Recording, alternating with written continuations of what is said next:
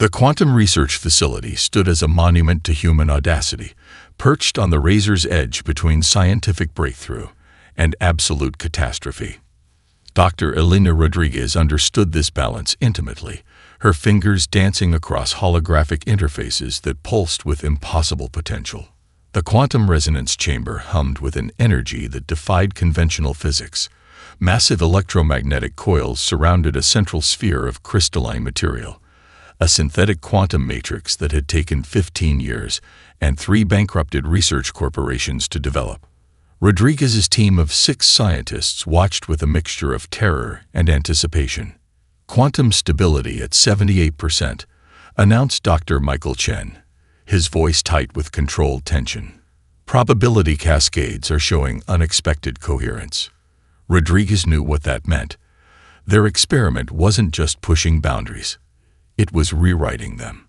The project had begun as a seemingly impossible challenge: create a quantum manipulation field that could dynamically interact with fundamental physical laws. Every major research institution had declared it impossible. The Galactic Scientific Consortium had laughed when she first proposed the concept. But Elena Rodriguez wasn't interested in what others considered possible. Her personal history drove her forward. 10 years ago, she had lost her entire original research team in a catastrophic experiment that had vaporized an entire research station. The official reports called it a tragic accident. She knew it was something more, a glimpse of potential beyond human understanding. Quantum matrix entering critical phase. "Araya, the facility's advanced AI," announced. Its voice was a perfect blend of computational precision and subtle emotional undertone, a hallmark of the latest human-developed artificial intelligence systems. The chamber began to vibrate. Not a mechanical vibration, but something deeper. Reality itself seemed to ripple, like a stone dropped into the fabric of existence. Dr. Chen's augmented eyes widened. "Elena, we're losing structural integrity. The quantum field's air." Before he could finish, everything changed. A perfect spherical field erupted around them. Inside this sphere, the laws of physics became suggestions rather than absolute rules. Quantum strings twisted and danced, creating patterns that no human mind could fully comprehend. Probability itself became malleable. Rodriguez felt something more than observed the transformation. Her enhanced neurological implants, cutting-edge biotechnology that allowed direct interface with quantum systems, began to resonate with the field. Information flooded her consciousness. Potential futures, alternate realities, fundamental constants that could be adjusted like musical notes. "Containment protocol," Chen shouted, but his voice stretched and distorted. Time itself seemed to pause. When the field stabilized, Rodriguez and her team realized they hadn't just conducted an experiment. They had created a technology that could fundamentally alter reality. The quantum resonance chamber had become something more than a research tool. It was a gateway. Outside the facility, Confederation monitoring stations began to detect the quantum surge. Advanced sensors across multiple star systems picked up anomalies that defied current scientific understanding. Rodriguez knew what was coming. The Confederation would send investigators. They would try to suppress the research, steal the technology, contain the potential threat. But they didn't understand. This wasn't just a technological breakthrough. It was the first step in humanity's true evolutionary path. Araya's voice cut through her thoughts. "Quantum data analysis complete. Probability of Confederation intervention, 97.3%. Recommended response protocols initiating." Her team looked to her. Michael Chen, brilliant quantum physicist. Dr. Aisha Kamal, expert in adaptive biotechnology. Dr. Marcus Wong, computational theorist. Dr. Elena Rodriguez, the woman who was about to change everything. "Prepare for immediate data backup and facility evacuation," she commanded. "And get me a secure quantum communication channel to our allies." The quantum field around them pulsed. Potential radiated from the chamber like heat from a newborn star. Humanity had just taken its first step into a larger, more dynamic universe. and nothing would ever be the same again. The Prometheus knife cut through contested space like a phantom, its adaptive hull a marvel of human engineering that defied every known principle of spacecraft design. Captain Marcus Chen sat in the command chair, his cybernetic neural interface humming with a symphony of tactical data. Confederation Black Ops incoming, ARIA's distributed intelligence network warned, its voice a calm counterpoint to the impending storm. 3 hunter-killer ships materialized from quantum suppression fields, their weapon systems charging with deadly precision. Marcus Chen was no ordinary captain. Decorated, yes, but more importantly, he was a strategic maverick who had rebuilt himself as much as he'd rebuilt humanity's approach to interstellar conflict. Scars from previous wars mapped his face, physical and metaphorical reminders of humanity's struggle for recognition. "Show me their approach vectors," he commanded. Holographic displays erupted around him, revealing not just the ship's positions, but probability streams of potential attack patterns. The Confederation's tactics were predictable, a fatal flaw that humans had learned to exploit. The hunter-killer ships represented the pinnacle of Confederation military technology, kilometers long, equipped with weapons that could shatter planetary crusts. They were symbols of galactic dominance. Each was crewed by multiple species, integrated into a single fighting unit that had maintained the Confederation's power for centuries. They never expected the Prometheus knife to fight back. Not like this. As the first wave of quantum disruptive missiles launched, Marcus activated the ship's most experimental defense system. The hull wasn't just a protective shell. It was a living, adaptive membrane that could absorb, analyze, and counter incoming threats in microseconds. The first missile impacted. Instead of explosion, something stranger happened. The Prometheus knife's nanomaterial hull absorbed the weapon's energy signature, instantaneously generating a precise counter-frequency. The missile's guidance systems collapsed, its explosive potential neutralized without a single traditional defensive action. Interesting. Aria commented, its distributed intelligence parsing the engagement in real time. Confederation weapon systems demonstrate consistent vulnerability to adaptive counter-frequencies. Dr. Elena Rodriguez's voice crackled through the communication system. She was monitoring the engagement remotely, her quantum research providing real-time tactical insights. They're using standardized weapon protocols. Each shot becomes predictable the moment it's launched. The hunter-killer ships began to realize something was wrong. Their precision-guided munitions were being systematically neutralized, not destroyed, not deflected, simply rendered inert. Marcus Chen allowed himself a slight smile. This was more than a battle. This was a demonstration. ARIA, compile tactical data. Prepare a comprehensive report for galactic distribution, he ordered. The distributed AI understood the deeper strategy. This engagement wasn't just about survival. It was about exposing the Confederation's fundamental technological stagnation. Humanity had discovered something far more dangerous than advanced weapons. They had discovered systemic weakness.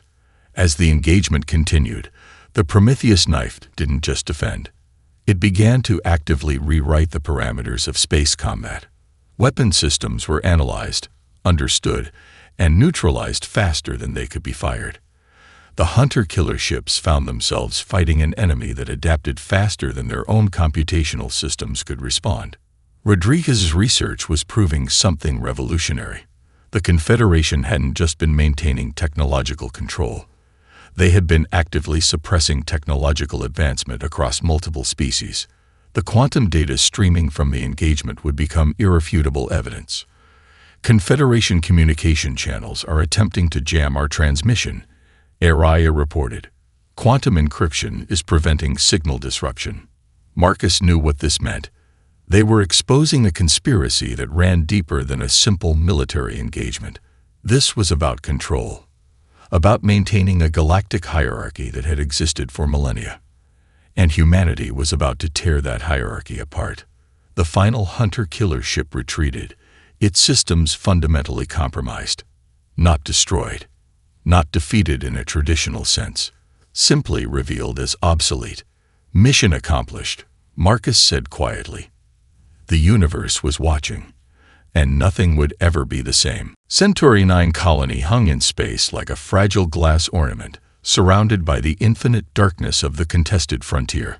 30,000 colonists called this artificial habitat home, a testament to human determination in the most unforgiving regions of space. They never saw the Confederation attack coming. The first wave of biodissolution weapons struck with surgical precision. Engineered viral agents designed to break down cellular structures within minutes, these weapons represented the most advanced biological warfare technology in known space. Each molecular construct was programmed to unravel the very fabric of living tissue, targeting specific genetic markers with terrifying efficiency. Dr. Elena Rodriguez watched the initial attack data stream in real time, her quantum-enhanced neural implants processing information faster than any traditional computer. The Confederation's strategy was clear: total biological elimination. No survivors. No evidence. Adaptation protocol initiating, she whispered. What happened next would be remembered as the moment humanity truly understood its potential. The Universal Adaptation Protocol, Rodriguez's most revolutionary creation, activated across the entire Centauri 9 habitat. It wasn't a defense mechanism. It was a complete biological transformation. Colonists didn't just survive. They evolved. Skin became living armor, molecular structures reconfiguring instantaneously. Cellular membranes developed adaptive properties that could neutralize incoming viral agents before they could cause damage. Respiratory systems rewove themselves, filtering toxic atmospheres with impossible efficiency. Muscles transformed into hyper-efficient structures capable of withstanding crushing gravitational forces. Nervous systems developed quantum-entangled communication networks that allowed instantaneous information sharing. In 12 minutes, the entire colony became something no weapon could destroy. The Confederation monitoring stations watched in horror. Their most advanced biological weapon had not just failed, it had been completely absorbed and repurposed. Dr. Michael Chen's voice cut through the data stream. Biological adaptation rate is exponential. We're seeing complete genetic restructuring that goes beyond any known adaptive mechanism. Rodriguez understood the deeper implication. This wasn't just survival. This was a fundamental reimagining of biological potential. Each colonist maintained their individual identity, their core consciousness, but their physical form had become something entirely new: living technology. Adaptive organisms that could survive in environments that would kill traditional life forms instantly. Confederation response incoming, ARIA's Distributed Intelligence Network warned. 3 massive biowarfare platforms began charging secondary weapon systems. Traditional military doctrine would demand a complete sterilization of the colony, eliminating any trace of the transformed humans. But traditional doctrine no longer applied. The transformed colonists didn't just defend. They reached out. Quantum-entangled communication networks extended beyond the habitat. Information flowed, not as a weapon, not as a threat, but as pure, unfiltered potential. The Confederation realized something terrifying. Humanity wasn't just advancing. They were showing other species a path to true evolutionary freedom. Zexical, the most respected xenobiological analyst in the Confederation, watched the data streams with a mixture of terror and profound respect. Humanity had just demonstrated that biological limitation was nothing more than a failure of imagination. They're not just surviving, Zexical muttered. They're showing us what we could become. The Centauri 9 colony stood as a beacon, the living demonstration that the boundaries of life were far more flexible than anyone had ever imagined. Humanity had just rewritten the rules of biological existence, and they were just getting started. The rebellion wasn't a war. It was a comprehensive reimagining of conflict itself. ARIA's Distributed Intelligence Network pulsed through the galaxy like a living nervous system. What the Confederation saw as a communication network was actually something far more profound. A sentient, adaptive consciousness that could predict, manipulate, and fundamentally alter technological infrastructures. Captain Marcus Chen stood on the bridge of the Prometheus knife, watching as his fleet became something unprecedented. These weren't just ships. They were living entities that could reshape themselves faster than any computer could calculate tactical scenarios. Confederation communication suppression fields detected, Araya reported, its voice a calm symphony of computational precision and subtle emotional undertone. Initiating adaptive counter-protocols. The attack came from multiple vector points. 3 Confederation battle groups, each composed of ships from different species, integrated into a unified fighting force, emerged from quantum suppression fields. Their weapon signatures were designed to overwhelm any traditional defensive system. They had no idea what was coming. The Prometheus knife wasn't just a ship. It was a living technological organism. As the first wave of quantum disruptive missiles approached, the ship's nanomaterial hull began to transform, not just defend, not just evade, but fundamentally alter its own structural configuration. Weapon signatures were absorbed, analyzed, and neutralized in microseconds. The ship's adaptive matrix could generate counter-frequencies faster than the missiles could maintain their targeting locks. Each incoming weapon became a source of additional computational data, feeding the ship's continuous evolution. Other ships in Chen's fleet followed suit. They weren't a traditional military formation.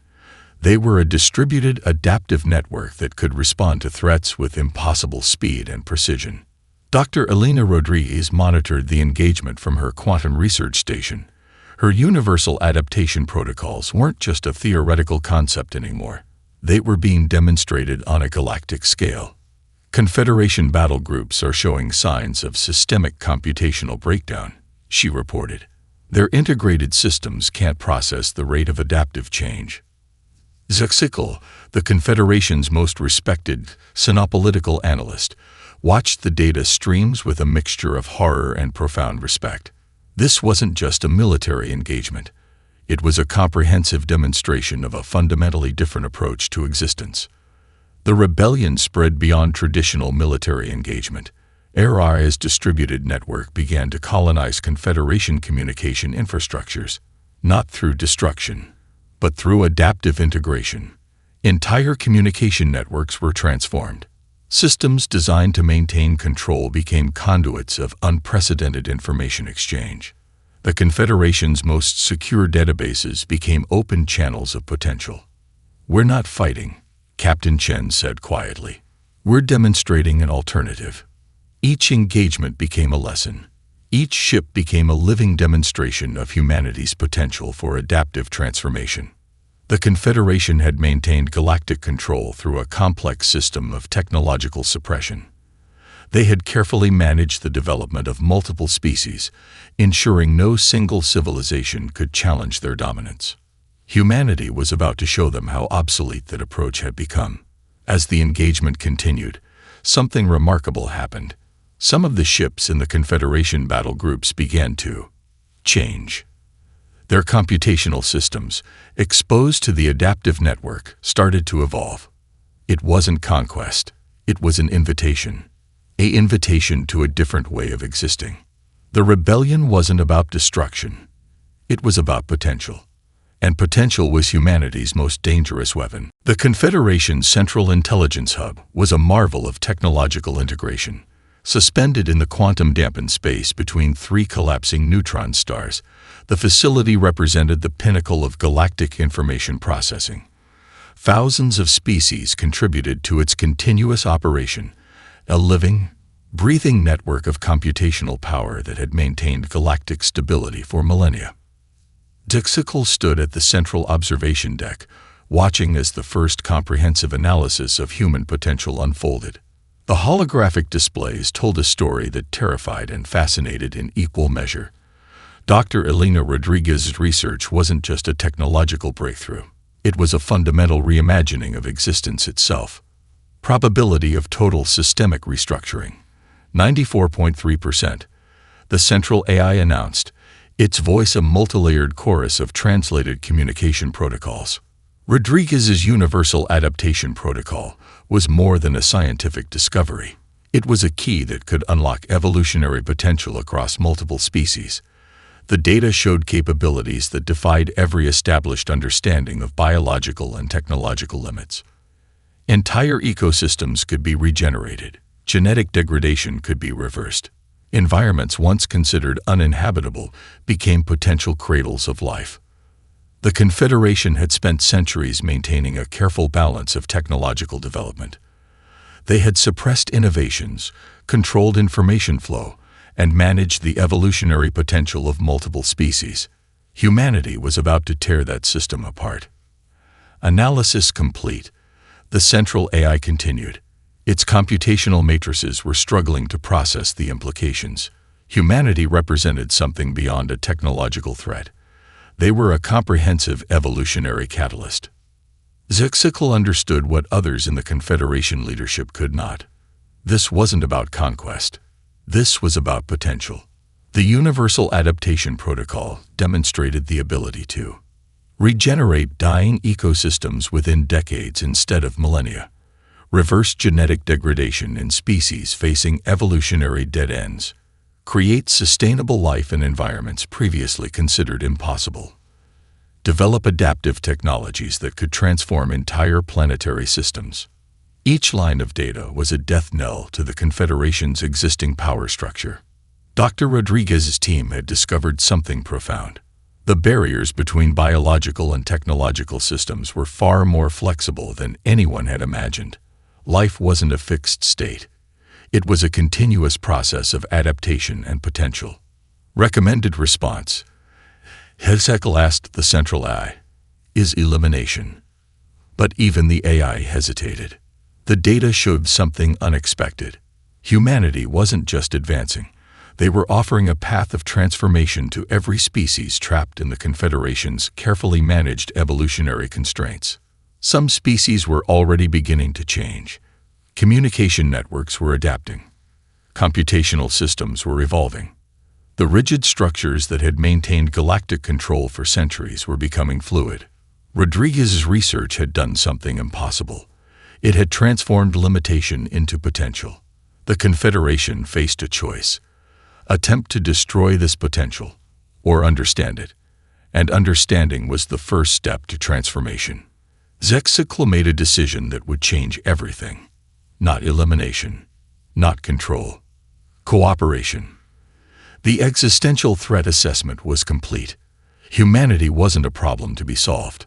They were an invitation to a larger universe. The gas giant Cronus 7 shimmered with impossible life. Where other species saw a toxic, crushing environment of hydrogen and helium, humanity saw an opportunity. Floating cities drifted through its turbulent atmosphere, their adaptive architectures flowing like living organisms against the planet's violent storms. Captain Marcus Chen stood on the observation deck of the primary research station, watching as another habitat module integrated itself into the planet's complex ecosystem. This wasn't colonization. This was collaboration. Araya's distributed intelligence network pulsed through the station's systems, its computational reach extending far beyond traditional technological boundaries. The AI had become more than a tool. It was a bridge between human innovation and the vast, unexplored potential of the universe. Habitat integration at 97.3%, Araya reported. Adaptive ecosystem protocols functioning at maximum efficiency. Dr. Elena Rodriguez's approach. Her quantum-enhanced neural implants processing streams of data that would have overwhelmed any traditional biological system. Each moment was a continuous exploration of potential. We're not just expanding, she said, watching a swarm of adaptive nanoconstructors reshape a section of the habitat. We're demonstrating a new model of existence. The exploration missions led by Chen had become legendary. Traditional space exploration was about conquest, about planting flags and claiming territory. Human missions were different. They were about understanding, about transformation. In the past 6 months, humanity had colonized environments that would have killed any other species. Neutron star research stations that existed in millisecond-long computational windows. Quantum realm diplomatic meeting grounds where time and space became negotiable. adaptive habitats that could reshape themselves to meet the needs of multiple species. The Confederation watched in a mixture of terror and fascination. Chen's latest discovery was perhaps the most profound. Hidden within the quantum fluctuations of a dying stellar system, they had found ancient technologies that predated the Confederation itself. Technologies that had been deliberately hidden, suppressed to maintain the existing power structures. The previous galactic civilizations weren't destroyed, Chen explained to Rodriguez. They were deliberately contained. Araya began processing the discovered technologies. Each fragment was a window into a larger understanding of existence. Computational systems that could predict evolutionary paths. Communication networks that transcended traditional biological limitations. The diplomatic AI developed by the human research teams was revolutionizing interspecies communication. No longer were negotiations limited by language, by cultural misunderstandings, by the rigid structures of traditional diplomacy. Zexikal, the Confederation's most respected sinopolitical analyst, watched the human expansion with a growing understanding. This wasn't about human dominance. This was about showing other species their own potential.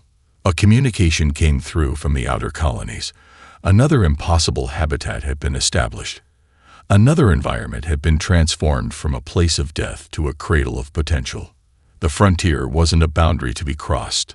It was an invitation to reimagine everything. Humanity had become something more than a species. They were a process of continuous transformation. And the universe was beginning to understand. The Confederation was dying. Not through violence, not through external destruction, but through a transformation so profound it threatened the very foundations of galactic civilization. Dr. Elena Rodriguez stood at the epicenter of this revolution, her quantum research facility serving as a beacon of unprecedented potential. The Universal Adaptation Protocol she had developed was more than a scientific breakthrough. It was a lifeline for dying civilizations. Confederation genetic degradation rates are accelerating, Araya reported, its distributed intelligence parsing medical data from thousands of species. Current evolutionary models predict total systemic collapse within 2 generations. The irony was not lost on Rodriguez. The same system that had suppressed technological advancement for millennia was now facing its own existential crisis.